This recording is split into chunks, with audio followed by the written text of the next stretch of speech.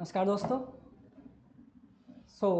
हमारा जो last topic था, जो हमने अब तक दो हमारी क्लासेस हो चुकी हैं। पहली क्लास में कूलाम्स का नियम, आपका आवेश के बारे में, कूलाम के नियम के बारे में ये सब डिस्कस कर लिया था। और दूसरी क्लास में हमने जो डिस्कस किया था वो था वैद्युत द्विध्रुव और आपका कह सकते हैं वैद्युत द्विध्रुव हो गया और अक्षय स्थिति में और अक्षय स्थिति तक हमने एंडिंग कर लिया था। यहाँ पर आपको बताया भी गया था कि जो अक्षय स्थिति है उसका मतलब ये होता है कि अगर आपको कोई वैद्युत द्विध्रुव दे रखा है, कोई जो भी आपके पास वैद्युत द्विध्रुव, अगर आप उसी के अक्ष में किसी बिंदु पर वैद्युत क्षेत्र की तीव्रता ज्ञात कर रहे हैं तो वैद्युत द्विध्रुव की सहायता से ज्ञात की जाती है। अब ये कंप्लीट होने के बाद मैंने आपसे कहा था कि भाई दो लॉन्ग होते हैं इसके अंदर, एक तो अक्षय स्थिति वाला होता है और दूसरा होता है आपका निरक्षय स्थिति वाला। तो हमारा अगला जो लॉन्ग क्वेश्चन है वो ये है कि वैद्युत द्विध्रुव की सहायता से निरक्षय स्थिति में वैद्युत क्षेत्र की तीव्रता आपको ज्ञात करनी है। और मैंने आपको लास्ट क्लास में एक बात और समझाई थी कि किसी भी डेरिवेशन को करने के 3 पॉइंट होते हैं। पहला पॉइंट होता है कि हमें स्टार्टिंग पता हो कि स्टार्टिंग कैसे करनी है। दूसरा पॉइंट होता है हमें ये पता हो कि टर्निंग पॉइंट क्या है, कि कहाँ पर हमें एंड करना है, चेंज करना है।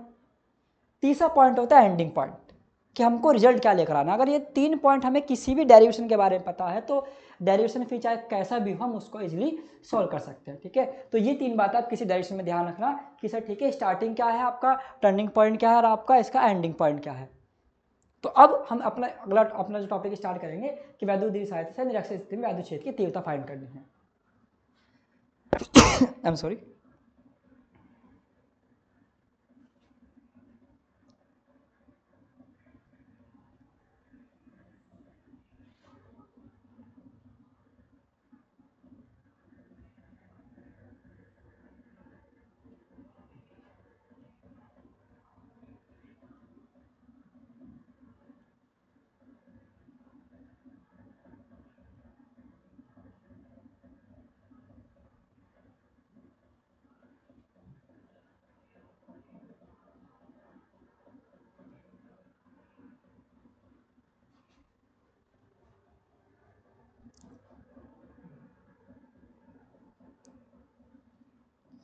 तो नाउ लेकिन मैंने आपसे एक बात और कही थी कि अगर हम निरक्षय स्थिति पढ़ रहे हैं तो निरक्षय स्थिति का जो है आपके पास वैद्युत द्विध्रुव है, अब तक अगर आप इसी की अक्ष में ज्ञात कर रहे हैं तो उसे आपने अक्षय स्थिति कह दिया, नाम दे दिया। लेकिन अब है निरक्षय स्थिति, हमेशा ध्यान रखना निरक्षय का मतलब होता है कि इसकी डायरेक्शन में तो होगा नहीं, चाहे इस साइड हो और चाहे आपके लेफ्ट हैंड साइड हो, इस डायरेक्शन में तो होगा नहीं वैद्युत क्षेत्र की तीव्रता, वो तो ज्ञात करनी नहीं है। हमें करनी है निरक्षय स्थिति में, मतलब इसके परपेंडिकुलर डायरेक्शन में, वो निरक्षय कहलाता है। चाहे अपवर्ड फाइंड कर लो और चाहे आप ऐसे भी फाइंड कर सकते हैं, वो आप पर डिपेंड कर रहा है डायरेक्शन फाइंड करने के लिए।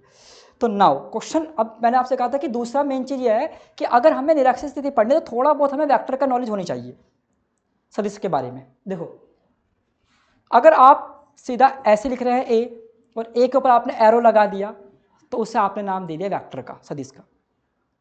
ए के ऊपर एरो नहीं लगाया, ये परिमाण हो गया, मैग्नीट्यूड। ए के ऊपर आपने कैप लगा दिया तो ये हो गया एकांक vector, unit vector A cap. अब जो भी वेक्टर क्वांटिटी होती हैं, अब उस वेक्टर क्वांटिटी के सदिश राशि के 2 भाग होते हैं, जैसे आप बोलते हैं कंपोनेंट। जैसे कोई फोर्स है, फोर्स कैसी राशि है, सदिश राशि, तो इसका एग्जांपल लेंगे। अब इस फोर्स के 2 कंपोनेंट होंगे, पहला कंपोनेंट होगा क्षैतिज घटक, दूसरा कंपोनेंट होगा लंबवत घटक। क्षैतिज घटक एक्स एक्सिस में है तो एफ एक्स, लंबवत घटक वाई एक्सिस में है तो एफ वाई। अब ये चीजें जो है हमारी हेल्प करेंगी निरक्षय स्थिति में, क्योंकि जब वहां इक्वेशन बनती है तो सदिश राशि कैसी क्वांटिटी है, सॉरी वैद्युत क्षेत्र कैसी क्वांटिटी है, सदिश राशि है। तो इसीलिए हमें पहले ये पता होना चाहिए कि कितने कंपोनेंट और कैसे कैसे ये वर्क होगा, क्योंकि जब हम इसका डायग्राम करेंगे ना निरक्षय स्थिति का, तो वहां पर आप जो है इस चीज को जरूर मेंशन करेंगे कि सर कितने कंपोनेंट में डिवाइड हुआ और कैसे कैसे आपने सोल्व किया। तो अगर हम ये चीज समझ में आ जाएगी तो हम उसको समझने में बहुत हमारा ईजी रहेगा। तो 2 कंपोनेंट है, ये हो गया क्षैतिज, जब आपका जो बल है जो सदिश राशि है क्षैतिज साथ एंगल कोण बना रही है तो आप इसको लिखें एफ एक्स हो गया। अब दूसरी मेन चीज, जब एफ एक्स की बात करते हैं, अगर कोई भी सदिश राशि क्षैतिज के साथ हॉरिजॉन्टल के साथ एंगल बना रही है तो इसे लिखा जाता है F X is equal to F cos theta, यानी कि एफ कॉस थीटा का मतलब हो गया फोर्स का कंपोनेंट जो है एक्स एक्सिस में या क्षैतिज घटक के साथ कॉस लेंगे। अब अगर y की बात करें तो एफ आई इक्वल टू हो गया एफ साइन थीटा, यानी कि अगर हमें परपेंडिकुलर एंगल मेजर कर रहे हैं तब साइन लिया जाता है और जब क्षैतिज हॉरिजॉन्टल के साथ एंगल मेजर करें तब कॉस लिया जाता है। अब एक मेन चीज ये है कि सर ठीक है ये दोनों चीजें हो गई, कॉस थीटा हो गया साइन थीटा हो गया, और यानी कि इसका मतलब हो गया आपको जो फोर्स है वो दो कंपोनेंट से मिलकर बना है। एक तो बना है किससे, एफ एक्स से यानी कि हॉरिजॉन्टल कंपोनेंट, दूसरा एफ वाई यानी कि वर्टिकल कंपोनेंट। और एफ एक्स को लिख सकते हैं आपका F cos theta, F Y को लिख सकते हैं आप एफ साइन थीटा। इसी चीज का यूज करना है हमें जब हम वैद्युत छेद की निरक्षीय स्थिति करेंगे, तो अब समझते चलना है चीजों को। ये पहले मेन चीज देखो, निरक्षीय स्थिति अगर आपको डायग्राम समझ गए तो डायग्राम से आप पूरा डेरिवेशन कर लेंगे। किस तरह से करेंगे देखना, ये हो गया आपका वैद्युत द्विध्रुव, नेगेटिव चार्ज, ये पॉजिटिव चार्ज, और आपने कहा कि इस मिड पॉइंट ओ और इसके बीच की डिस्टेंस यानी कि वैद्युत द्विध्रुव minus q plus q, mid point O, बीच की डिस्टेंस 2l, आधी लेंथ l, आधी लेंथ l।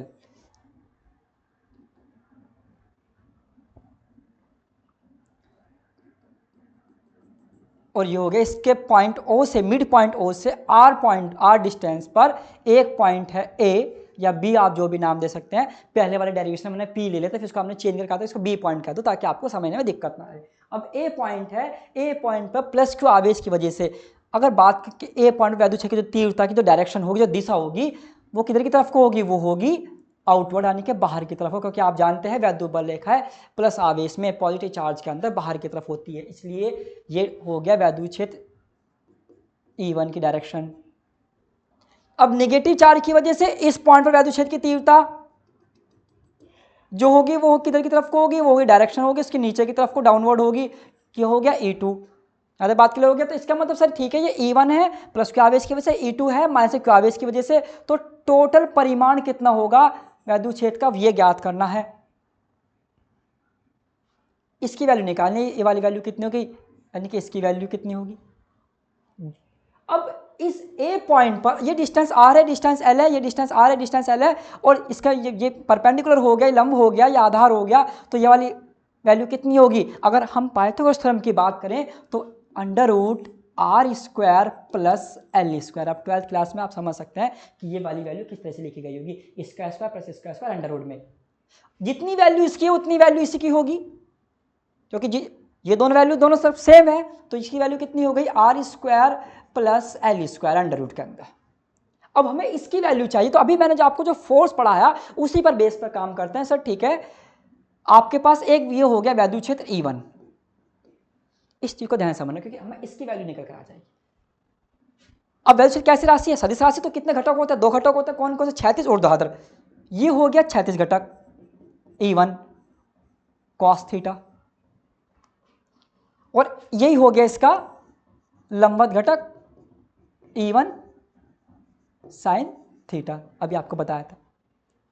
अब दूसरा जो E2 है वो इसी पॉइंट पे से कनेक्टेड है, यानी कि दोनों एक ही साथ कनेक्टेड है, तो इसीलिए E2 को भी इसके साथ जोड़ दिया। सर ठीक है, E2 हो गया।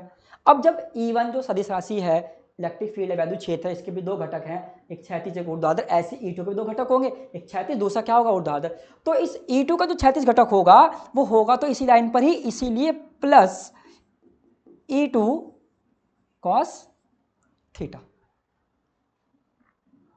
और जिसका लंबवत घटक होगा वो होगा इसका डाउनवर्ड E2 साइन थीटा। यानी कि जब E1 का क्षैतिज घटक कौन सा, E1 cos थीटा, लंबवत घटक कौन सा, E1 sin थीटा, और इसी पॉइंट के साथ यहां पर E2 भी कनेक्टेड है तो E2 को भी जोड़ दिया, तो अब E2 के भी तो दो घटक होंगे, क्षैतिज ऊर्ध्वाधर, तो क्षैतिज तो इसी लाइन पर ही तो होगा, इसलिए प्लस करा गया। इस लाइन पर ना होता, अलग होता तो अलग लिखते फिर, क्योंकि ये भी एक साथ जुड़े हुए हैं। और लंबवत घटक इसी पॉइंट से तो ये हो गया इसका लंबवत घटक। अब लंबवत घटक जो है एक दूसरे के विपरीत है, इसलिए ये तो हो जाता है कैंसिल आउट, निरस्त हो जाता है एक दूसरे से विपरीत होने की वजह से। अब खाली क्या बचता है, फिर खाली ये लाइन बचती है, इसीलिए इस वाले पार्ट की वैल्यू, इस लाइन की वैल्यू, टोटल रिजल्टेंट, टोटल परिमाण वैद्युत क्षेत्र का कितना हो जाता है sir? E1 cos theta plus E2 cos theta. ये मेन कॉन्सेप्ट होता है निरक्षर स्थिति को समझने का। अगर हमें निरक्षर स्थिति समझनी है तो हमें इन चीजों को समझना होगा। अब यहां तक बात क्लियर हो गई। डायग्राम फिर समझ लेते हैं कि वह दूर दे दूर है, बीच की लाइन 12 हो गई, मिड पॉइंट से जिस पॉइंट पर आपको वैद्युत क्षेत्र की तीव्रता ज्ञात करनी है उसकी डिस्टेंस है r, तो ये इतनी, ये अंडर रूट में हो गई, ये वाली जितनी वैल्यू इसकी है उतनी वैल्यू इसकी होगी। अब प्लस की वजह से वैल्यू क्षेत्र बाहर की तरफ को है, नेगेटिव की वजह से इनसाइड की तरफ को है। अब तो टोटल इस पॉइंट पर हमें ज्ञात करना था कितना इसका परिमाण होगा। अब ये वाला कैसे निकल कर आई, तो हमने कहा कि अब वैद्युत क्षेत्र सदिश राशि है, तो सदिश राशि के दो घटक होते हैं, क्षैतिज ऊर्ध्वाधर, तो क्षैतिज के लिए हो गया E1 cos थीटा और लंबवत के लिए हो गया E1 sin थीटा। अब जो E2 है वो भी कनेक्टेड है इसी पॉइंट के साथ, E1 के साथ, तो इसलिए इसका क्षैतिज घटक भी इसी लाइन पर होगा, लंबवत घटक भी ये हो गया E2 sin थीटा। जब क्षैतिज घटक E1 cos थीटा की लाइन पर ही है तो इसलिए प्लस E2 cos थीटा रखा गया। अब इस दोनों E1 और E2 के लंबवत घटक एक दूसरे के विपरीत होने की वजह से, डायरेक्शन अपोजिट होने की वजह से क्या हो गए, कैंसिल आउट हो गए, परिमाण में भी समान थे। ठीक है, कौन सी लाइन बची, फिर ये वाला लाइन। इसका मतलब क्या सर, ये जो लाइन है यही होता है आपका टोटल परिमाण वैद्युत क्षेत्र का। तो अब हमारे पास पहले वाले अक्षर स्थिति में क्या था, आप E=E1 माइनस के E2 कर रहे थे, तब आपने टॉपिक को स्टार्ट किया। मैंने आपसे कहा ये हो गया स्टार्टिंग पॉइंट अक्षर स्थिति का।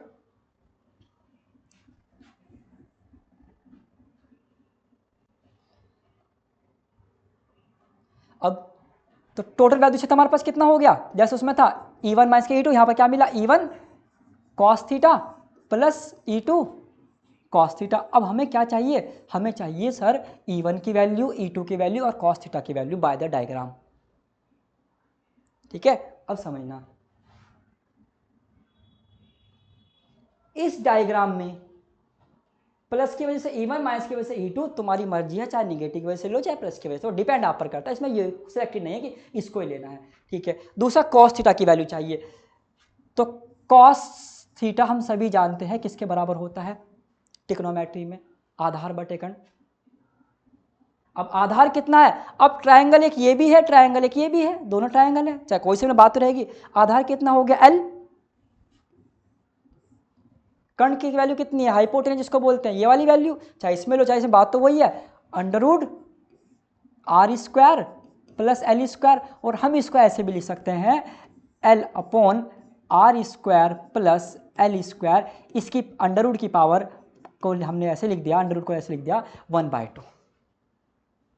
ठीक है, तो यानी cos थीटा की वैल्यू होगी। अब किसकी वैल्यू चाहिए थी, मैंने आपसे कहा था कि E1 की वैल्यू चाहिए और E2 की वैल्यू चाहिए। अब E1 की वैल्यू के बारे में बात करते हैं। ठीक है सर,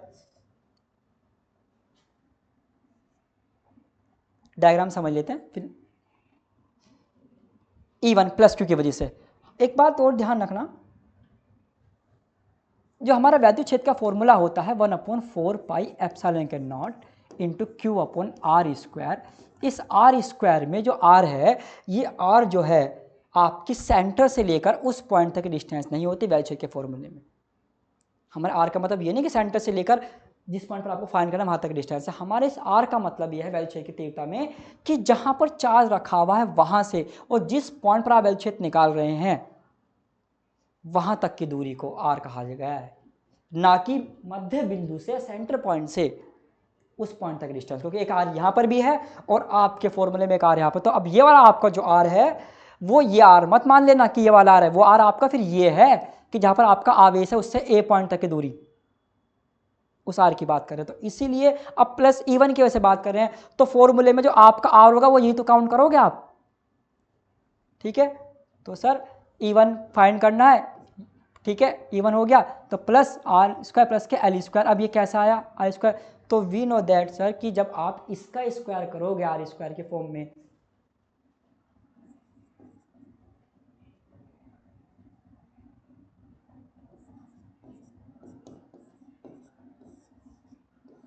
तो इसका अंडर रूट तो हट जाएगा, अंडर रूट हट गया तो फ्री वाली वैल्यू ही बचेगी। और E1 है तो आपको लिखना पड़ेगा प्लस Q आवेश के कारण, अब ऐसे ही माइनस के क्यू,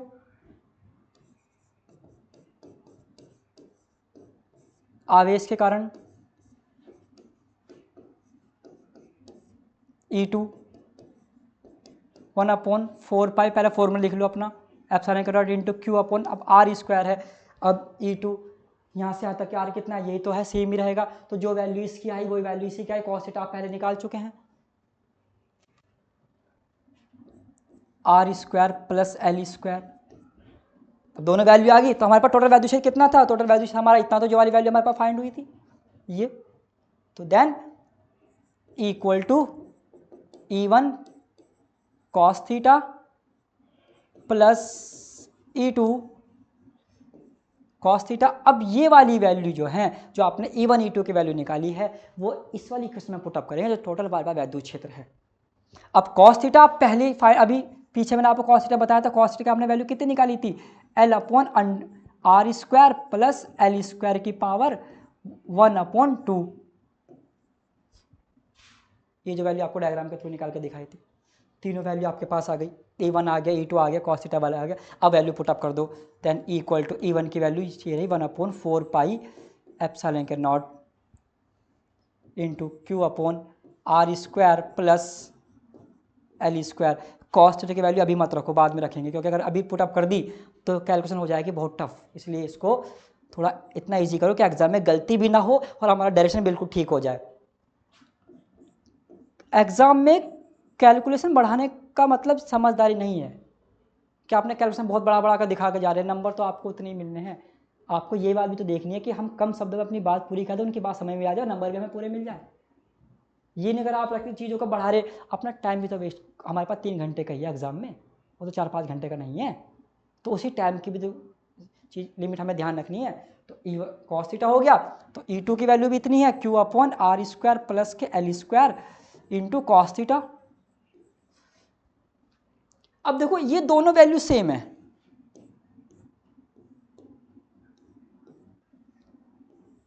एक जैसी, एक और एक हो गया, जो से आप 2 लिख सकते हैं, या आप ऐसे भी लिख सकते हो, इक्वल टू, जब दोनों वैल्यू सेम है तो 2 इंटू 1/4 पाई एप्सिलॉन के naught into Q upon are square plus L square into cos theta. इनके जब ये दोनों पार्ट सेम हैं तो हमने इसको ऐसे लिख दिया 2 इंटू करके,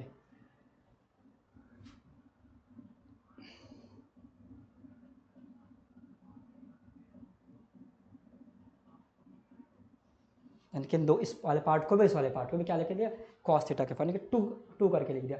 अगर आप इसको कॉमन भी ले लोगे तब भी तो 1 + 1 ही बचेगा अंदर, तब भी तो 2 आना है, शॉर्ट आपको सिंपल तरीके से समझा दिए। अब पुट अप कर दो कॉस थीटा की वैल्यू जो ये वाली है, किसमें, इस वाली इक्वेशन में जो आपके पास, आप इसको सेकंड कह दो, ठीक है।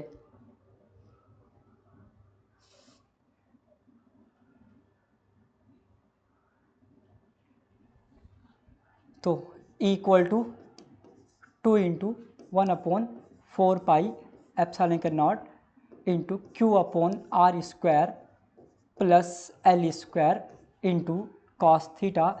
अब पुटअप कर दीजिए वैल्यू कॉस थीटा की, तो वैल्यू जैसे हमने पुटअप करी तो ये हमारे पास हो गया, ये पार्ट तो सेम रहा, क्योंकि मैथमेटिक्स ही इंपॉर्टेंट है इसका, Q upon are square plus L square, cos theta की वैल्यू कितनी हो गई, एल अपॉन जो दे रखी थी R square plus L square की पावर 1/2, इतनी कॉस थीटा की वैल्यू है, ठीक है। अब देखो इसकी पार्ट की पावर कितनी है 1, और इस पार्ट की पावर कितनी है 1/2, तो जब 1 में 1/2 ऐड करोगे तो कितना हो जाएगा 3/2 हो जाएगा। तो then in this condition equal to 2 into 1/4 pi epsilon के naught into q l upon are square plus L square की पावर 3/2, अब 3/2 हो गया, ठीक है।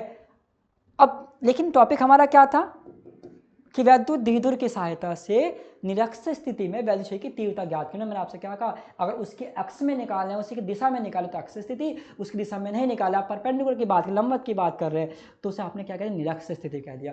अब तो उसकी सहायता से आप निकाले वैद्युत द्विध्रुव की सहायता से, तो वैद्युत द्विध्रुव को आपको मेंशन करना पड़ेगा। तो P इक्वल टू किसके हो गया, हम जानते हैं Q इंटू 12 के होता है। तो 2 ये रहा, Q ये रहा और L ये रहा, पुटअप कर दिया वैल्यू P, तो इक्वल टू हो गया 1/4 पाई एप्सिलॉन के नॉट खाली P upon R square plus L square की पावर 3/2। और एक बात ध्यान रखना कि निरक्षीय स्थिति में यहाँ पर 2 क्रिएट है, वहाँ पर 4RL था अक्षीय स्थिति में, तो वहाँ पर 2P आया था, यहाँ पर सिंगल P है डाइपोल। तो आपको यही पता होना चाहिए कि जब आप दोनों डेरिवेशन कर रहे हैं, दोनों डेरिवेशन में एंडिंग पॉइंट भी अलग अलग है, टर्निंग पॉइंट भी अलग है। यहाँ का टर्निंग पॉइंट इक्वेशन से स्टार्ट होता है, और दूसरा टर्निंग पॉइंट जो स्टार्ट होता है वो इक्वेशन से स्टार्ट होता है। जो टर्निंग पॉइंट इसका है वो जब है जब आप cos की वैल्यू को पुटअप करते हैं और यहाँ पर Q इंटू 12 को चेंज करता है, ये आपका टर्निंग पॉइंट है। और एंडिंग पॉइंट आप जानते हैं, अब आपको करके दिखा रहा हूँ मैं एंडिंग पॉइंट। तो वैल्यू हो गई, तो ये हो गया आपका ए पॉइंट पर वैद्युत क्षेत्र की तीव्रता के लिए व्यंजक। लेकिन अब जैसे हमने उस वाले पार्ट में किया था, किसमें, अक्षीय स्थिति में, कि सर अगर पॉइंट बहुत अधिक दूरी पर हो, जैसे अगर बात करें, ये हमारा डायग्राम हो गया, ये जो आर है ये वैद्युत द्विध्रुव से बहुत अधिक दूरी पर है, अनंत दूरी पर है। अनंत दूरी का मतलब ये कि हमें मालूम नहीं कितनी दूरी पर है। उस कंडीशन में जैसे जैसे आप डिस्टेंस बढ़ाओगे, दूर जाओगे, वैसे वैसे ये लेंथ इसकी आपको कम होती दिखाई देगी। लेकिन इसका मतलब ये नहीं है कि वो बिल्कुल ही खत्म हो जाएगी, आपको अपेयर हो रहा है, आपको आभास हो रहा है उस चीज़ का। इसी चीज़ को समझना होता है कि ठीक है, आपने कह दिया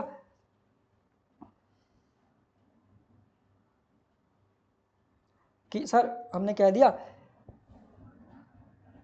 कि यदि आर की वैल्यू बहुत बहुत ज़्यादा हो लेंथ एल से, तो तब जो है जो लेंथ होती है वो लगभग क्या होती है, 0 के बराबर होती है। तो इसी फॉर्मूले में जो आपने भी सॉल्व किया, कौन सा वाला जो आपने ड्राइव किया था, ये वाला फॉर्मूला जो आपका सॉल्व करके आया है, into P upon R square plus L square की पावर 3/2। अब इसी में L की वैल्यू 0 पुटअप कर दो, तो इक्वल टू हो गया 1/4 pi epsilon not into P upon R square, ये हो गया। अब L की वैल्यू 0 हो गई, तो खाली क्या बचा, 3/2। इस 2 से 2 एलिमिनेट हो गया, कैंसिल हो गया, खाली 2 एलिमिनेट हुआ है। कभी आप इसको R को भी एलिमिनेट समझ लो,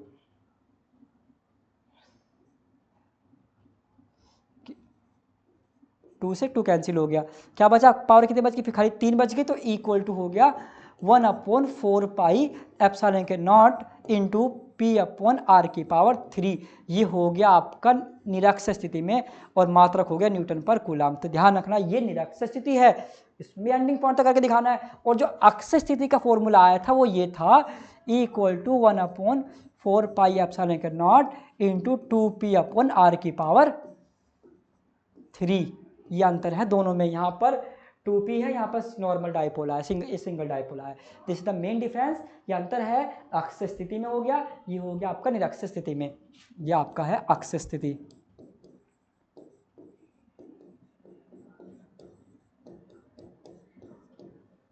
दोनों में अंतर है। तो एग्जाम में कौन सा आ रहा है, अक्षय या निरक्षय, ये आप पर डिपेंड कर रहा है कि आप इसको देखना पड़ेगा कि अक्षय में है निरक्षय में। ठीक है, अब इस चीज़ को आपको यहाँ तक आई होप कि आपको समझ में आया होगा। इसको एक बार फिर समझ लेते हैं दोबारा से कि निरक्षय से होती क्या है। कि ठीक है, आपके पास वैद्युत द्विध्रुव था -Q + Q, और इसके मिड पॉइंट से R बिंदु, R डिस्टेंस पर जो, दूरी पर जो एक पॉइंट है, जहाँ पर आपको वैद्युत की तीव्रता ज्ञात करनी है निरक्षय स्थिति में, लेकिन वैद्युत द्विध्रुव की सहायता से। तो प्लस के आवेश की वजह से इस पॉइंट पर वैद्युत क्षेत्र की दिशा बाहर की तरफ को, निगेटिव की वजह से इस पर वैद्युत की दिशा नीचे अंदर की तरफ को, यानी कि इनसाइड E1 माइनस के Q चार्ज की तरफ को। अब E1 E2 दोनों राशि कौन सी है, सदिश राशि है। तो सदिश राशि के 2 घटक होते हैं, क्षैतिज और ऊर्ध्वाधर। तो E1 का क्षैतिज ये हो गया E1 cos थीटा, और ये हो गया इसका लंबवत घटक E1 sin थीटा। लेकिन जो E2 था वो E1 के साथ ही कनेक्टेड था, E2 को A1 के साथ, तो इसी अकॉर्डिंग टू डायग्राम, तो इस E2 को मैं यहाँ पर कनेक्टेड कर दिया। अब E2 भी कैसी राशि है तो ये भी वैद्युत क्षेत्री, दूसरे चार्ज की वजह से है, तो इसके भी 2 घटक होंगे, क्षैतिज ऊर्ध्वाधर। तो क्षैतिज का इसी लाइन पर ही तो बनेगा, यानी कि अगर मैं आपके क्षैतिज घटक की बात करूँ, इसके क्षैतिज घटक की बात करूँ, तो इस लाइन पर तो आएगा, इसलिए मैंने इसको लिख दिया प्लस E2 cos थीटा। और ये हो गया इसका लंबवत घटक, यानी कि E2 sin थीटा। अब ये दोनों घटक दूसरे के विपरीत तो कैंसिल आउट हो गए, निरस्त हो गए दूसरे, तो क्या बचा, केवल क्षैतिज घटक की वैल्यू बच रही है आपके पास, E1 cos E2 cos theta. तो इसी को हमें लेकर चलना है। किसका मतलब कैसा हो गया कि सर इस पॉइंट का टोटल परिमाण जो है वो कितना, वो इतना है। अब अगर ये टोटल परिमाण हमारे फाइंड आउट हो गया तो इसका मतलब है कि हमें इसमें E1 की वैल्यू चाहिए, cos थीटा की वैल्यू चाहिए। तो हमने cos थीटा की वैल्यू आपको यहाँ पर निकाल के दिखा दी, cos थीटा इतना होगा। कैसे, डायग्राम के अकॉर्डिंग, चाहे ये वाला ट्रायंगल लो, ट्रायंगल 1 चाहे ट्रायंगल 2 ले लो। cos का मतलब क्या होता है, आधार बटे कर्ण। तो आधार कितना है आपका L है, कर्ण कितना है ये रहा, चाहे ये वाला लो चाहे ये वाला लो, और अंडर रूट को मैंने 1/2 के फॉर्म में लिख दिया। बात यहाँ ठीक है। अब अगले आगे हुआ क्या, हमने इक्वेशन लिखी अपनी कि हमारी इक्वेशन जो थी वो ये है, E1 cos E2 cos theta. तो हमने पहले E1 की वैल्यू लिख ली, E1 प्लस के आवेश की वजह से इतनी वैल्यू आ गई, E2 माइनस के आवेश की वजह से E2 की वैल्यू आ गई, और cos थीटा हमारे पास ऑलरेडी हमने फाइंड कर लिया था। अब ये सभी वैल्यू हमें इक्वेशन नंबर 1 में लिखनी, पुटअप करनी है। तो E1 की वैल्यू देखी, cos थीटा की वैल्यू नहीं पुटअप करी। मैंने आपसे क्या कहा था कि अभी इतना टफ नहीं करना चाहिए एकदम से कि हम बिल्कुल टफ करके चलें। E2 की वैल्यू ये हो गई, ये हो गई, cos थीटा की वैल्यू, दोनों चीज़ें आपके सामने आ गई। अब चीज़ें क्या थी कि हमने कहा कि जब ये वाली जो वैल्यू है ये और दोनों वैल्यू सेम है तो यानी कि, और प्लस बीच में प्लस का साइन है तो इसको ऐड कर दिया, तो इसलिए ऐड की जगह पर क्या आ गया, 2 आ गया। ठीक है, दोनों ऐड हो गए तो 2 इंटू दिस टर्म्स, यानी कि ये वाली टर्म्स हो गई आपके पास। अब आगे हमने कौन सी वाली पुटअप करनी रह रही थी, cos थीटा की वैल्यू रखी बच रही थी। तो हमने क्या किया, cos थीटा की वैल्यू भी लिख दी यहाँ पर। ये तो पार्ट सेम हो गया, ठीक है, ये तो था, इसमें cos थीटा की वैल्यू पुटअप कर दी, ये रही cos थीटा की वैल्यू। जब cos थीटा की वैल्यू लिखी तो मैंने आपसे कहा इस पावर की वैल्यू, इस पार्ट की वैल्यू, इस पद की वैल्यू 1 है, इसके बाद 1/2, जब 1/2 में 1 ऐड करोगे तो कितना हो जाएगा, 3/2 हो गया। तो इस पूरे टर्म्स की वैल्यू ऐड हो गई, कितने हो गए, 3/2 हो गई। QL हो गया, ये हो गया 2। लेकिन करना किसकी सहायता से, वैद्युत द्विध्रुव की सहायता से करना, तो इसलिए उसका मेंशन करना जरूरी था। तो देन अब तुम कहीं भी जाओगे, तुम आप लोग ये क्या होगी भाई सर, या किसी के पास आप गए तो आपने किसी का नाम ले दिया कि हम, उन्होंने हमें भेजा है, उनकी हेल्प से कर रहे हैं, या उनका नाम कोई आपसे ये भी कहे कि मेरा नाम ले देना जाकर, तो इसका मतलब होगा आप किसी के रेफरेंस से जा रहे हैं, आप जिसका रेफरेंस से आप जाओगे उसका नाम तो आप लोगे। ऐसे इसमें भी है कि वैद्युत द्विध्रुव के सहायता से आप फाइंड कर रहे हैं, तो वैद्युत द्विध्रुव P = Q × 12, तो ठीक है, 2 ये रहा, Q ये रहा, L ये रहा, किसके बराबर होगा, डाइपोल की वजह के बराबर होगा, द्विध्रुव की वजह से हो गया। तो इसकी वैल्यू कितनी आ गई, P आ गई, वैल्यू पुटअप हो गई। अब उसके आगे ये तो आ गया R दूरी पर बिंदु A पर वैद्युत क्षेत्र की तीव्रता, सॉरी नेक्स्ट स्थिति में वैद्युत क्षेत्र की तीव्रता, पूरी बात होनी चाहिए। तो ठीक है, बता दें अगर अब दूसरी कंडीशन कि अगर R बहुत अधिक दूरी पर हो लेंथ L से, तो L लगभग किसके बराबर होता है, 0 के बराबर होता है। वैल्यू पुटअप करी, 0 हो गया, तो खाली R² ही बचेगा, तो 3/2, पावर बाहर की थी, 2 से 2 कैंसिल हो गया, R की पावर 3 बच गई। ये होता निरक्त स्थिति, ये था अक्ष स्थिति, ये अंतर है। तो ध्यान रखना ये दोनों क्वेश्चन अब एग्जाम में आए तो आप इनका डिफरेंस समझ लेना कि दोनों में अंतर क्या है, कि तुमसे पूछ कौन रहा है, अक्ष स्थिति का पूछ रहा है या निरक्त स्थिति का पूछ रहा है, ये अंतर क्या है, मेन पॉइंट ये होता है। ठीक है, तो ये इसका लॉन्ग क्वेश्चन था।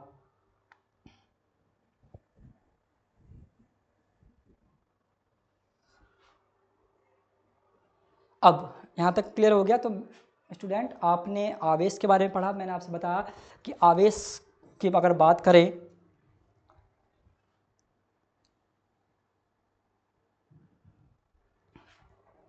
आवेश की बात कर रहे हैं तो आवेश एक दूसरे पर बल लगाते हैं। ठीक है, जब बल लगाते हैं तो बल के बारे में किसने बताया था, बल के बारे में बताया था कूलाम्स ने, कूलाम का नियम दिया था।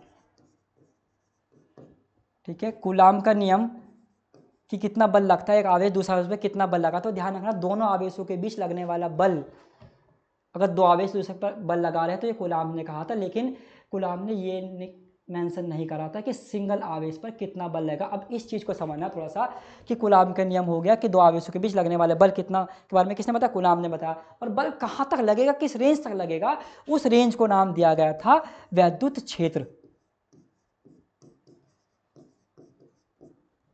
और वैद्युत क्षेत्र कितना स्ट्रॉन्ग है कितना वीक है इसके बारे में बताया था वैद्युत बल रेखा, या कह सकते हैं वैद्युत बल रेखा आपको ये भी बताती है कि वैद्युत क्षेत्र में जो आवेश आ रहा है उसमें बल किस दिशा में लग रहा है। जितने ज़्यादा वैद्युत बल रेखाएं होंगी वैद्युत क्षेत्र उतना स्ट्रॉन्ग होगा, तो वैद्युत बल रेखाएं हो गया। तो ये हमारा टॉपिक चल रहा था। फिर वैद्युत क्षेत्र की सहायता से हमने अक्षय स्थिति पढ़ी, निरक्षय स्थिति पढ़ी। अब थोड़ा एक बात को समझना, हमने एक चीज और पढ़ी थी कि वैद्युत क्षेत्र जो है उस बल के बराबर होता है जो टेस्ट चार्ज पर लगता है। अब इसमें पॉइंट और समझते हैं, अगर वो तुमसे ये कहे कि जो सोर्स चार्ज है उसका जो वैद्युत क्षेत्र है उसमें दूसरा टेस्ट चार्ज आ रहा है, तो दोनों के बीच कितना बल लग रहा है, तब आपका आंसर होता है कूलम्ब्स लॉ। लेकिन अगर उसी वैद्युत क्षेत्र में उस टेस्ट चार्ज ने कितना बल महसूस किया, अगर हमें उसको बताना है, उसके इक्वेशन को बताना है, तो ध्यान रखना वो वैद्युत क्षेत्र की बात हो गई। तो मैं इसी फॉर्मूले के बेस पर, जो आपके पास फॉर्मूला है इसका यूज करते हुए मैंने इसके क्रॉस मल्टीप्लाई इसके साथ किया, तो F इजिकल टू हो गया Q नॉट E। तो ये इक्वेशन आपको ये बताते हैं कि अगर कोई टेस्ट चार्ज वैद्युत क्षेत्र में है तो उस वैद्युत क्षेत्र में वो सिंगल चार्ज, अकेला चार्ज कितने बल को महसूस करेगा, कितने बल को फील करेगा, वो इस इक्वेशन से डिफाइन करना। जब हम न्यूमेरिकल्स करेंगे ना, तो उसमें एक चीज, हर एक चीज जो है, हर क्वेश्चन को, हर डेरिवेशन को, हर फॉर्मूले को आपको बताया जाएगा कि ये वाला फॉर्मूला किस कंडीशन में अप्लाई होना है और कौन सा ये टॉपिक था, जिससे आपको न्यूमेरिकल पे कमांड बन जाए। दूसरा बात, अगर आपको न्यूमेरिकल करने हैं तो मोस्टली जो एयर वाले क्वेश्चन न्यूमेरिकल्स है वो तो आपको आने ही चाहिए। हमारा टारगेट ये है कि हम ये चाह रहे हैं कि हम जो आपको पढ़ाएं लगभग 99% और 100% पूरा ही आपको ऐसा हो जाए कि आपका पूरा पेपर सॉल्व हो जाए। आपको ये ना लगे कि ये वाला क्वेश्चन तो जो था वो हमारे पढ़ाया नहीं गया था, या सिलेबस के बाहर था, या ये हमने न्यू देखा। टारगेट हमारा 100 में से 99 तक पहुंचना भी है। हिंदी मीडियम में आए हैं बच्चों के, फिजिक्स के अंदर बच्चों के 60 में से या 100 में से 97 नंबर आए हैं इस साल जो बोर्ड हुए थे 2023 में, 22-23 में, 23-24 में भी। तो आपको भी ये सोचकर चल रहा है कि इतना टारगेट जब और बच्चे अचीव कर रहे हैं तो हम क्यों नहीं कर सकते। और जिस स्टूडेंट को हमने पढ़ाया तो उनके आए हैं, इसी साल आए हैं। किस दिन आपको उनका रिजल्ट भी दिखाएंगे कि थे या है या नहीं है, क्योंकि जब वे बच्चे कर सकते तो आप भी कर सकते हैं। तो इसलिए टॉपिक को समझते हुए, न्यूमेरिकल को समझते हुए हमें कॉन्सेप्ट पे कमांड बननी है। देखो, जिसने पूरे साल स्टडी नहीं करी कोई बात नहीं, अगर वो 3-4 महीने स्टडी कर रहा है अच्छी तरीके से तो वो नंबर गेन कर सकता है। जिसने पूरे साल स्टडी करी और 3-4 महीने बाद के ना पढ़े तो सीधी सी बात ये होगी कि सारा पढ़ा है बेकार। तो अगर अभी भी टाइम आपके पास है, बेहतर तरीके से पढ़िए।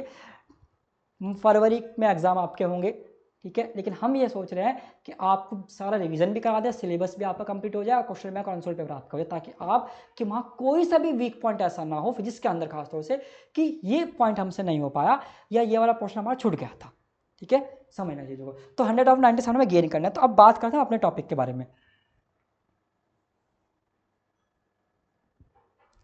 समझना। तो अगर सिंगल आवेश की बात करें, यानी कि दो आवेश के बीच कितना बल लगेगा, वो तो बता देता कूलम्ब्स ने, आपको पता है। तब आप फॉर्मूला कूलम्ब्स का अप्लाई करेंगे, F equal to 1/4πε0 into Q1 Q2 upon आज को। एक बात हो ध्यान, मैंने आपसे ये कही थी, अगर आप Q1 Q2 ले रहे हैं तो सोच समझ कर लेना कि कब, अगर इसी की कूलम्ब्स की लॉ की हेल्प से अगर कोई चीज़ डिराइव कर रहे हैं तो वहाँ पर आपने टेस्ट चार्ज कौन सा लिया है, Q2 लिया है या Q1। आपको ध्यान है, मैंने आपको बिंदु आवेश के कारण वैल्यू क्षेत्र की तीव्रता सिखाई थी, तो वहाँ पर आपको मैंने Q0 बताया था कि अगर Q0 दे रखा है तो फिर आप कूलम्ब्स की लॉ में भी Q0 का यूज़ करें ताकि इजिली कट हो जाए।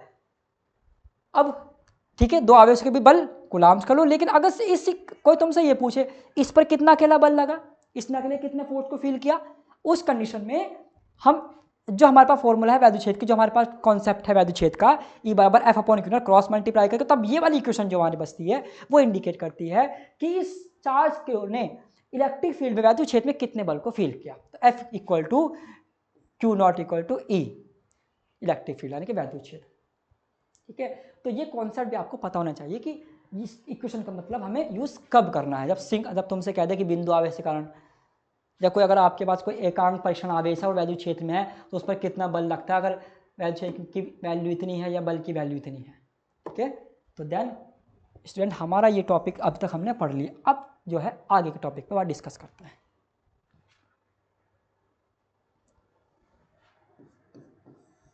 अगला टॉपिक हमारा है एक समान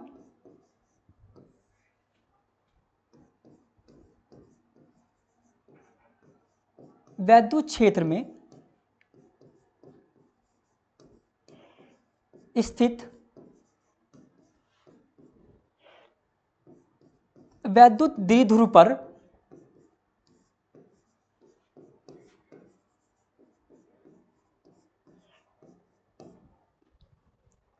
लगने वाले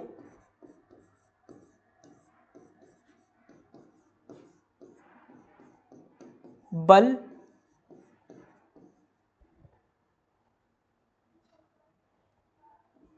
युग्म का आघूर्ण।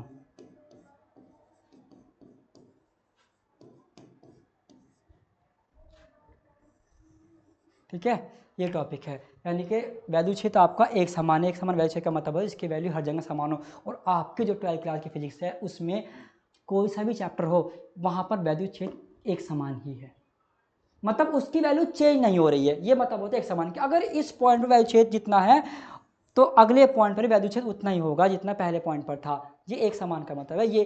और अगर वैल्यू चेंज हो रही है, और जो फॉर्मूला आपका वैल्यू क्षेत्र का है E=1/4πε0 इंटू Q/r², ये एक समान वैल्यू क्षेत्र का है, असमान वैल्यू क्षेत्र का नहीं है। और आपके 12th क्लास की फिजिक्स जो है, जो आप कॉन्सेप्ट पढ़ रहे हैं वैद्युत क्षेत्र, वो एक समान के बारे में बात करता है, असमान का वर्ड कहीं यूज नहीं होगा, ध्यान रखना। तो ये एक समान वैद्युत क्षेत्र में स्थित वैद्युत द्विध्रुव पर लगने वाले बल युग्म का आघूर्ण होता है। यानी कि हमें ये बात क्लियर हो गई। अब जो कोई सा डेरिवेशन में पहले उसके बारे में समझ लें कि उसमें जो जो वर्ड दे रखे हैं उन शब्दों का मतलब हमें पता है या नहीं है। ठीक है, अगर शब्दों का मतलब पता है तो चीज़ों को सॉल्व करना ईजी हो जाता है। अब एक समान वैद्युत क्षेत्र है, मतलब क्या होगा, हर जगह वैद्युत क्षेत्र की वैल्यू सेम हो गई।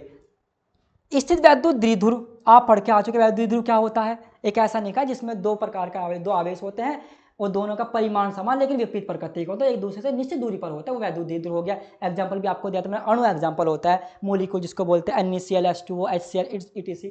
ठीक है, लगने वाले बल युग्म का आघूर्ण। देखो बल युग्म की बात करते हैं, ये आपके लिए हो सकता है कि 11वीं क्लास में कुछ टॉपिक हमारा वीक रह जाता है। ये 11वीं क्लास का टॉपिक है बल युग्म, जो 11वीं क्लास में आता है, जिसे इंग्लिश में टॉर्क कहा जाता है। तो पहले जरा बल युग्म समझते हैं हम। ठीक है,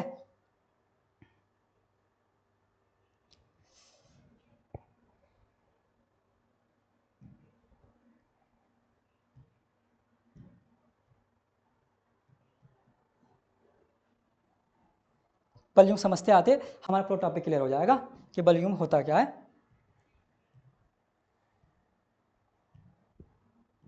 देखो, एक तो नॉर्मल बल है, F=ma, आपने पढ़ा होगा न्यूटन के सेकंड लॉ के अकॉर्डिंग। ठीक है, एक दूसरा बल है, अगर हम इसी बल को, जिस बल की आप बात कर रहे हैं, किसी भी ऑब्जेक्ट पर या किसी एरिया पर लंबवत अप्लाई करें, परपेंडिकुलर लगाएं, तो इसी बल का नाम हो जाता है दाब, प्रेशर, P=F/A, यानी कि बल वही है, बस लगाने की कंडीशन में वैल्यू चेंज है। अब अगर आपकी बात करें, आप क्लास में बैठे हुए, आप उस टाइम क्या हो, स्टूडेंट हो, आपकी शादी में गए, क्या हो गए, गेस्ट हो गए। ठीक है, किसी एग्जाम में जा रहे हैं तो वहाँ पर क्या हो गया, या कि कोई अगर आप कहीं जॉब कर रहे हैं वहाँ पर क्या हो गया, आप एम्प्लॉय हो गए। तो हो तो आप ही, लेकिन हो क्या रहा है, कंडीशन के अकॉर्डिंग आपके नाम चेंज होते जा रहे हैं। ऐसे यही बात है कि अगर बल नॉर्मल आपने अप्लाई करा किसी ऑब्जेक्ट पर F=m में, लेकिन अगर उसी बल को आपने लंबवत अप्लाई कर दिया किसी वस्तु पर, तो उसे क्या बोल दिया आपने, दाब कह दिया, P=F/A। लेकिन अगर यही बल किसी वस्तु को घुमाने में यूज़ किया जाए, जैसे ढक्कन खोलना, चीज़ें घुमाई जाती हैं, ठीक है, पत्थर बांध दिया आपने धागे से, उसका आप रोटेट कर रहे हैं, ठीक है, तो उस कंडीशन में उस बल को फिर बल युग्म कहा जाता है, ध्यान रखना। टॉर्क, इसका सिंबल होता है टॉ, F बल और लंबवत दूरी। अब क्रॉस आ गया तो ध्यान रखना, बल आघूर्ण भी कैसी राशि है, सदिश राशि। मैंने आपको पहले चैप्टर में पढ़ाया था, पहले वीडियो में, कि अगर किसी फॉर्मूले में क्रॉस आ रहा है तो सदिश राशि, डॉट आ जाए तो अदिश राशि। ये सिंपल तरीका, रटने की जरूरत नहीं है फिजिक्स के अंदर, हमें चीज़ें सिंपल लेकर चलनी है। अगर आप टफ लेकर चलोगे तो इसका सीधे सा मतलब ये होगा कि आप खुद को ही कॉम्प्लिकेशन में डाल रहे हैं। जबकि फिजिक्स एक, देखो फिजिक्स का मतलब है बिहेवियर ऑफ डेली लाइफ, और दूसरी में याद रखना, physics is simple but not easy. Simple है, और चीज़ें, जो चीज़ सिंपल होती है वो इजी नहीं होती। इसलिए अगर हमें चीज़ों को सिंप्लीफाइड करना है, सिंपल समझना, चीज़ें है क्या, आप क्या काम करते हो, कोई टॉपिक समझना है आपको, आपने जैसे ये टॉपिक हो गया तो आप अपने अकॉर्डिंग पढ़ोगे तो क्या पढ़ोगे, डायरेक्शन मिल गया, करना शुरू कर दिया। पहले तो समझ लो टॉपिक में है क्या क्या, कहाँ से स्टार्ट करना है, बल युग्म का फॉर्मूला का मतलब क्या है, क्योंकि इसके फॉर्मूले के बिना तो आप शुरू नहीं करने के लिए क्लास का फॉर्मूला। बस में तक आ रही है। तो इसीलिए हमारा क्या टॉपिक हो गया, हर वर्ड का मतलब क्लियर हो गया, एक समान मतलब चेंज नहीं होने का, वैल्यू सब सेम रहेगा। ठीक है, स्थित कौन है, वैद्युत द्विध्रुव है, उस पर क्या हो रहा है, बल यूं लग रहा है। बल यूं का मतलब क्या हो गया, चीजें रोटेट होंगी, यानी कि वैद्युत द्विध्रुव क्या होगा, वो घूम जाएगा। अब उसको घुमाने में कितना बल लगा वो फाइंड करना है, वो ज्ञात करना है, उसके लिए व्यंजक निकाले। व्यंजक का मतलब होता है सूत्र, फॉर्मूला। असमझते टॉपिक को। सर ये हो गया वैद्युत बल रेखा पहली लाइन। और जब ये एक समान है तो ध्यान रखना इसकी वैल्यू हर जगह एक जैसी रहती है, तो इसी वजह से हम ये समांतर रेखाएं बना रहे हैं।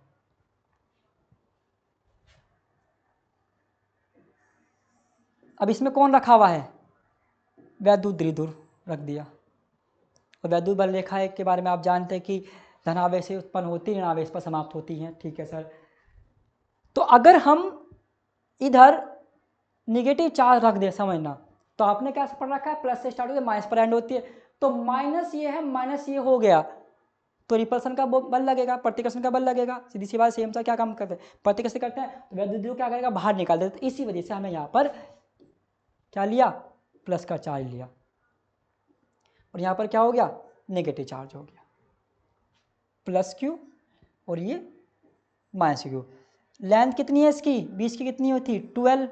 ठीक है सर, अब नेगेटिव चार्ज है तो ठीक है, एक बल लगेगा इस पर इधर की तरफ को, और दूसरा बल लगेगा क्योंकि ये प्लस का चार्ज है, ये नेगेटिव चार्ज है, ये इसको इधर की तरफ आकर्षित करेगा, F1 F2। अब दोनों बल एक दूसरे जो लगे हुए हैं प्लस के ऊपर माइनस के ऊपर, ये क्या काम करेंगे, ये दोनों बल ही जो है इस ऑब्जेक्ट को, जो आपका वैद्युत द्विध्रुव है, मान लो ये वैद्युत द्विध्रुव है, इसको रोटेट कर देंगे इस तरीके से, इसको घुमा देंगे। इस घुमाने को ही तो बलाघूर्ण कहा जाता है, और उसके लिए व्यंजक याद करना है, कितना बल लगा, इन दोनों बल, ये जो दोनों आवेश पर जो बल लगे उन्हें कितना बल लगा, इसको रोटेट कर दिया, घुमा दिया। और जब ध्यान देना, जब ये घूमेगा तो एक तरह से 90 डिग्री परपेंडिकुलर रोटेट हो गया, तो उस कंडीशन में हम जो है जो डिस्टेंस का चलेगी, तो 12 तो चेंज हुआ है, 12 तो रोटेट हुआ है, साथ में एंगल जो लेंगे हम यहाँ पर लेंगे साइन थीटा, ना कि कॉस थीटा। रीज़न, जब भी एंगल आप परपेंडिकुलर मेजर करोगे तब साइन लिया जाता है, जब भी एंगल आप क्षैतिज से मेजर करते हैं, हॉरिजॉन्टल मेजर करते हैं, तब कॉस लिया जाता है, इसीलिए यहाँ पर साइन लिया गया, क्योंकि अब ये लंबवत घूमा है, क्षैतिज की दिशा में नहीं घूमा। अगर W = F × D जो वर्क का फॉर्मूला है कॉस थीटा, अगर आप ये कहो कि इसमें सर हम कॉस की जगह साइन ले रहे हैं, तो क्या चेंज होगा, समझ के चलना। देखो इन साइन कॉस का भी खेल है, मैथमेटिक्स के ट्रिग्नोमेट्री, अगर आप समझ गए तो आपके बात चीज़ समझ में आ जाएगी कि साइन कब लेना है, कॉस कब लेना है। और W = हो गया FD साइन थीटा। आपने दो इक्वेशन ले ली, दो फॉर्मूले, हम समझेंगे ये क्यों लिया गया, ये क्यों नहीं लिया गया, चीज़ों को समझना। आपने कहा एक वस्तु आपके पास है जिसका कुछ ना कुछ मास है, मैंने कहा ठीक है, और आपने इस पर जो बल लगाया, आपने कह दिया 10 न्यूटन का बल लग रहा है, डिस्टेंस आपने कह दी 5 न्यूटन की लग रही है। अब एंगल की बात करते हैं, हमें देखना है कि कॉस लेंगे तो क्या दिक्कत होगी, अच्छा साइन लेंगे तो क्या प्रॉब्लम होगी। अगर आपने बल जिस दिशा में लगाया, मान लो क्षैतिज दिशा में लगा दे, और क्षैतिज दिशा में ही विस्थापन हो गया D, तो एंगल पैरेलल में कितने डिग्री का होता है, 0 डिग्री का हो गया।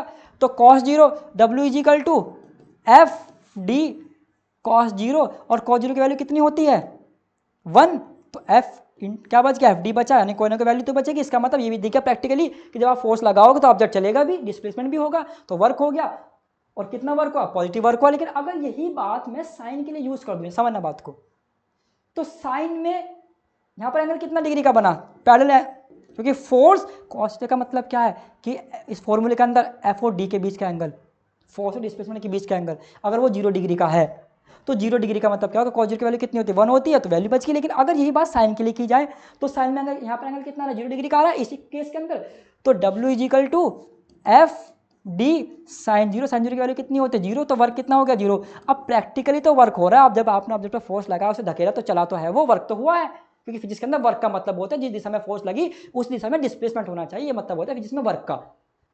अब यहाँ पर सॉल्व करें, मैथमेटिक्स क्या आया 0, इसका मतलब क्या हो गया इस दिस इक्वेशन कि सर वर्क हुआ ही नहीं, लेकिन प्रैक्टिकली वर्क हो रहा है, तो इसीलिए जहाँ कोस है उसका अपना मीनिंग है, जहाँ साइन है उसका अपना मीनिंग है। जब भी एंगल को 36 से मेजर करेंगे, बाउंड्री से मेजर करेंगे, तब तक कोस लिया जाता है। जब एंगल को लंबवत मेजर करेंगे, नॉर्मल मेजर करेंगे, तब तक साइन लिया जाता है। मतलब बात क्लियर हो गई आपके, ठीक है। अब इस चीज़ को समझते हैं। अब यानी कि जब रोटेट होगा तो कितनी डिस्टेंस होगी जो घूमेगा, 12 साइन थीटा। ये समझाने के लिए था आपको। तो torque equal to F cross D, ठीक है। यानी कि ये वाली वैल्यू आपको केवल अंडरस्टैंडिंग के लिए थी, समझने के लिए।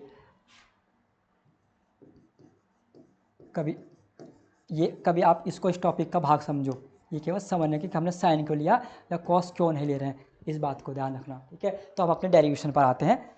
ये ठीक है सर, डाइपोल हो गया, दो बल लग रहे F1 F2। अब इन्होंने क्या काम किया, इसको रोटेट करके इसको समांतर कर दिया, किसके, वैद्युत बल रेखाओं के। तो ये वैद्युत क्षेत्र, एक समान वैद्युत क्षेत्र है, तो इसको क्या करते, समांतर कर दिया। तो कितना बल लगा, कितना बल आघूर्ण लगा, हमें ये ज्ञात करना है।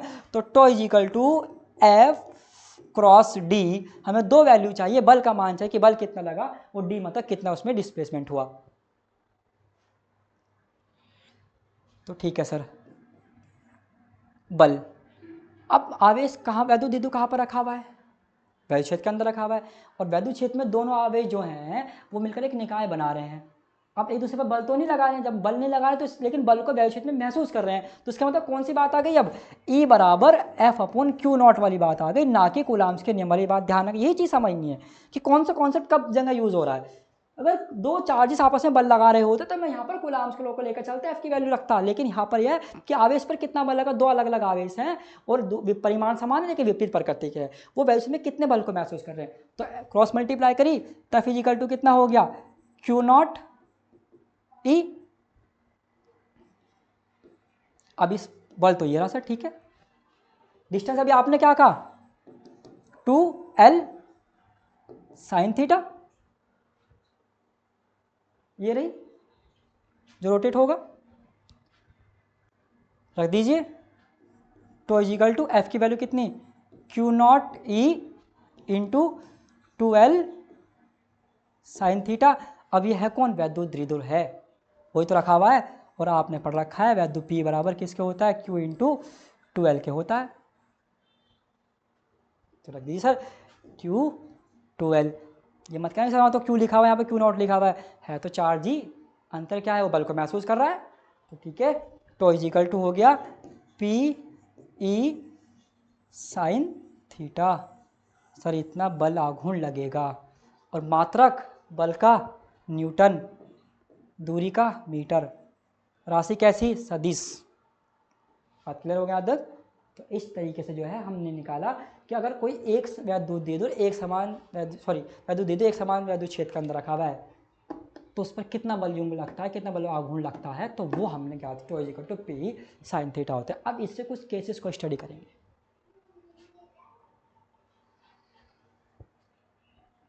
आपके पास वैल्यू आई tau is equal to P E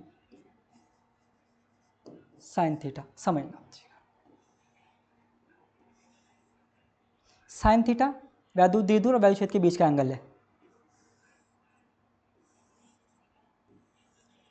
अगर आपके पास जो वैद्युत द्विध्रुव है वो किसी एंगल पर रखे होने की बजाय वो पैरेलल रखा हुआ वैद्युत क्षेत्र के, यानी कि ये कंडीशन तो ना हो। कंडीशन कौन सी हो,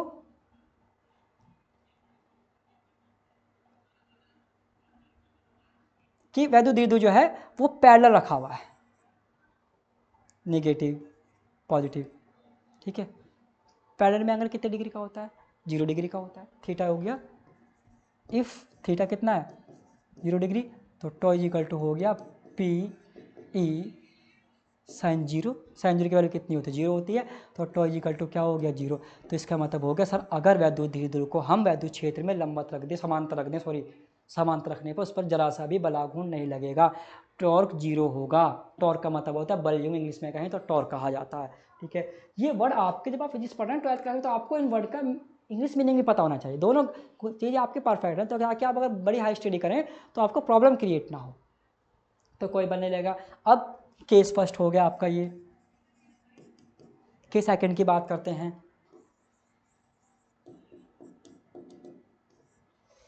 अब आपने क्या काम किया, वैद्युत द्विध्रुव को जो है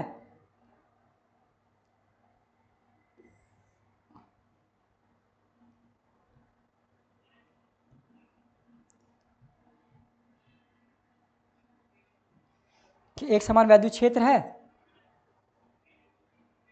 तो ये वाला कंडीशन तो आपकी हो गई कि जब वैद्युत द्विध्रुव जो है एक समान रखा समांतर रखा हुआ था, माइनस के क्यू प्लस के क्यू, और उसके बीच की दूरी थी 12, मिड पॉइंट ओ, ये तब भी कंडीशन होगी। अब केस सेकंड स्टडी कर लेते हैं।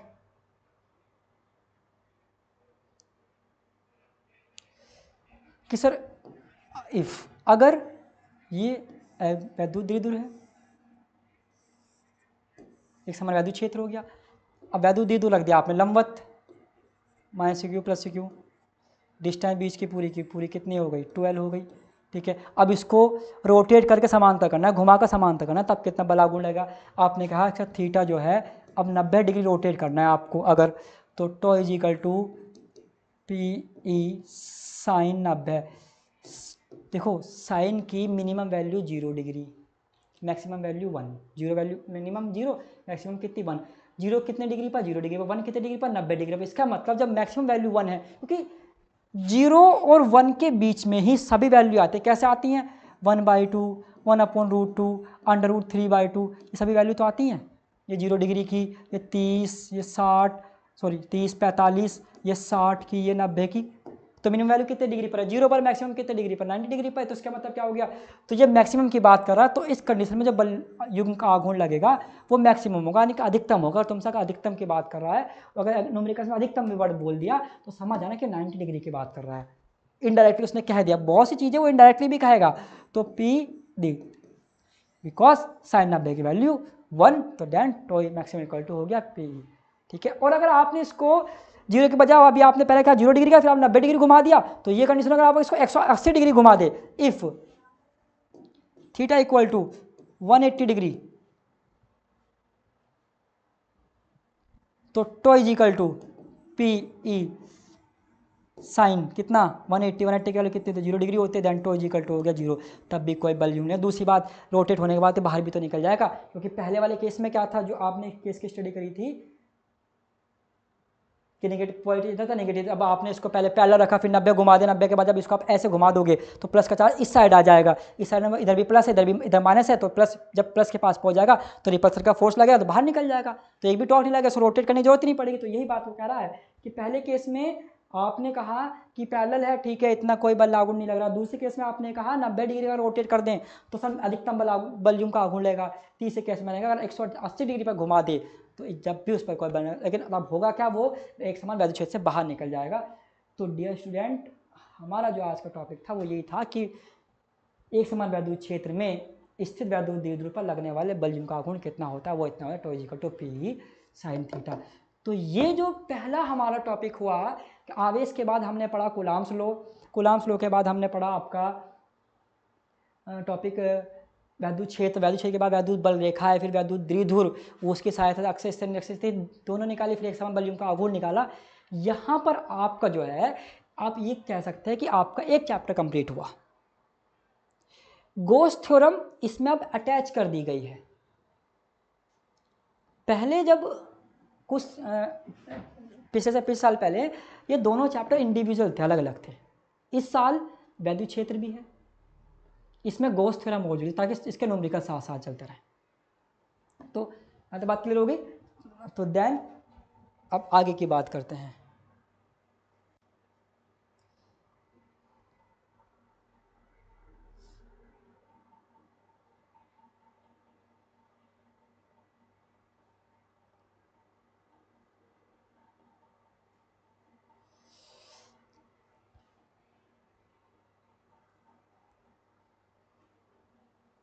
ठीक है, तो ये हो गया आपका, ये आगे पहुंच गया बहुत।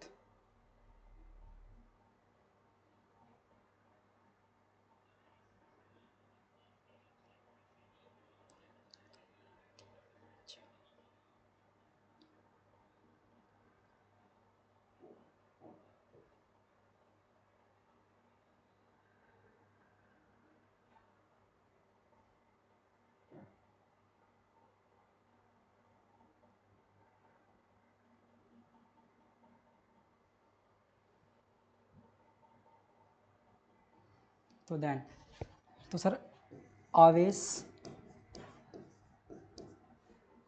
क्या काम करते हैं, बल लगाएंगे, किसने बता दिया, कूलाम्स ने, सीक्वेंस क्रम हो गया, ठीक है, कूलाम्स का नियम हो गया। कूलाम्स के नियम के बाद क्या हुआ, कहाँ तक बल लगेगा,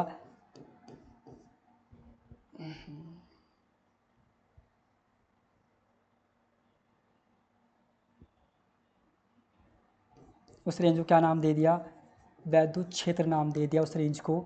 और वैद्युत क्षेत्र कितना स्ट्रॉन्ग कितना वीक है कौन बताएगा, और बल कौन लगा रहा है, बल को रिप्रेजेंट करने का तरीका होता है वैद्युत बल रेखा, या वैद्युत क्षेत्र कितना स्ट्रॉन्ग कितना वीक है ये बताएंगे वैद्युत बल रेखा। दूसरा, वैद्युत क्षेत्र में वैद्युत बल की दिशा को भी हम जिस लाइन से रिप्रेजेंट करते हैं उसे वैद्युत बल रेखा कहा जाता है। और वैद्युत बल रेखा के बाद हमने वैद्युत द्विध्रुव पढ़ा था। अब क्वेश्चन ये है कि अगर वैद्युत बल रेखाएं आपने कहा जितनी ज़्यादा होंगी वैद्युत क्षेत्र उतना ही स्ट्रॉन्ग होगा। मैंने कहा ठीक है, बिल्कुल सही बात है। अब अगर आप गिन ना पाओ वैद्युत बल रेखा कितनी है, या अगर आप गिन पा रहे हैं, तो अगर आप वैद्युत बल रेखाओं की संख्या को गिन पा रहे हैं कि वो कितना किसी भी चीज एरिया से किसी भी पृष्ठ से पास हो रही है, तो ध्यान रखना वैद्युत बल रेखाओं की संख्या की माप को ही, वैद्युत बल रेखाओं की संख्या की माप को ही वैद्युत फ्लक्स कहा जाता है। जो आपका चैप्टर के बाद आपका वैद्युत द्विध्रुव के बल का गुण के बाद का टॉपिक बनता है वैद्युत फ्लक्स के, ये कहाँ से आया। क्योंकि वैद्युत बल रेखाओं की संख्या आपको पता है, आपने गिली 15 है 16 इतनी है, अगर आप संख्या को काउंट कर पा रहे हैं तो उसे आप वैद्युत फ्लक्स कहेंगे। तो ये हमारा जो है, हम अगर पहले चैप्टर की बात करें तो हमारा पहला चैप्टर अक्षय और निरक्षीय स्थिति के बाद वैद्युत द्विध्रुव के कारण वैद्युत द्विध्रुव पर लगने वाले, एक समय वैद्युत क्षेत्र में लगने वाले वैद्युत द्विध्रुव पर बल का आघूर्ण तक होता है। ठीक है, तो डे स्टूडेंट हमारा जो है ये पहला चैप्टर हमने कंप्लीट करा। ठीक है, अब गोस थ्योरम के लिए हम जो है या तो इसके न्यूमेरिकल्स गोस थ्योरम के साथ ले लेंगे डेरिवेशन के, या इसके न्यूमेरिकल के बाद हम अपना फिर गोस थ्योरम का चैप्टर स्टार्ट कर देंगे। क्योंकि हमारे 4 चैप्टर हैं, पहला वैद्युत क्षेत्र का हो गया, दूसरा आपका गोस की परिमेय का हो गया, तीसरा वैद्युत विभव का होगा, चौथा होगा संधारित्र का होगा। ये आपके पहली यूनिट के अंदर आते हैं 4 चैप्टर। ठीक है, उसके संधारित्र के बाद हमारा वैद्युत चालन है, और फिर आपका वैद्युत शैल है। उसके बाद हमारा स्टार्ट होता है चुंबकीय क्षेत्र का। चुंबकीय क्षेत्र में यानी कि फर्स्ट बुक के अंदर की बात क्लियर हो गई।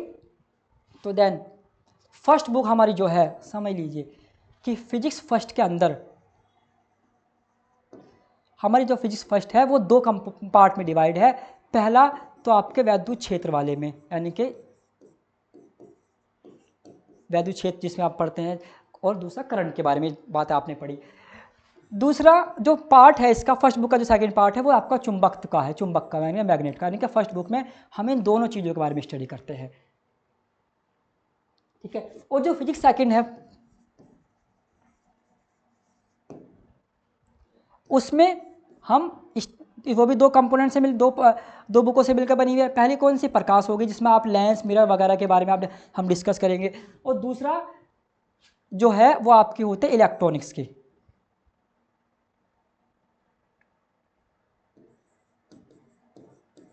इलेक्ट्रॉनिक्स मतलब जिसमें आप LED, PNP transistor, NPN transistor, ये चीज़ें डिस्कस करते हैं। तो इस तरीके से जो है आपकी 35 नंबर की तो ये वाली बुक होती है, और 35 नंबर की ये वाली होती है। टोटल हो जाता है आपको 70 नंबर के।